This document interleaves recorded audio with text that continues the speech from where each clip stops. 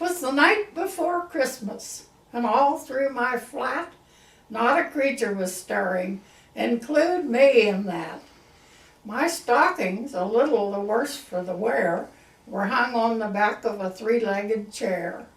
Outside snow was falling in beautiful flakes, but I didn't care. I was too full of aches.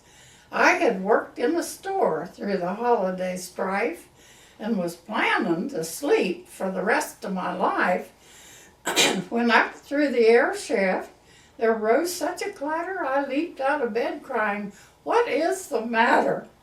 I thought at the time 'twas that nut down one flight who starts up his radio late every night.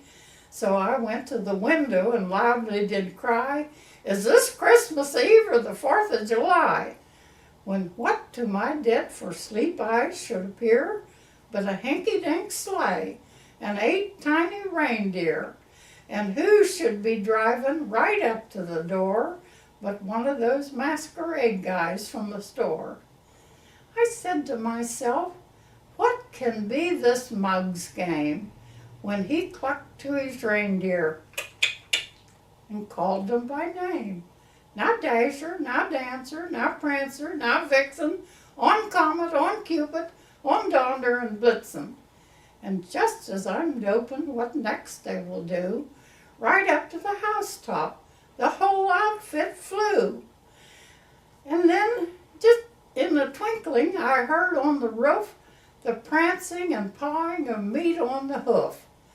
Just imagine my feelings, for sleep nearly dead, and some sap with an animal act overhead.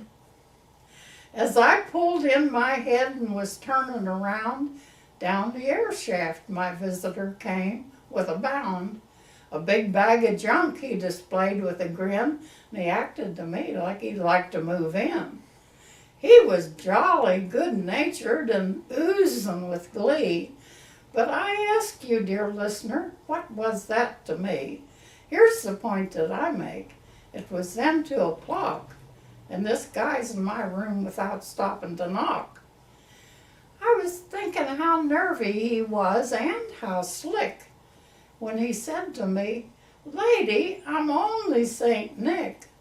Well, a poor, tired sales girl in no mood for fun, I just gave him a look, and I asked him which one. "This has gone far enough, and this bunk's got to stop. Take the air with those goats, or I'll yell for a cop." He said not a word. He went on with his work, filled up my stockings, then turned with a jerk, and laying a finger aside his red nose and giving a nod, up the air shaft he rose. He sprang to his sleigh with the shake of his head, and I pulled down the shade and fell into bed.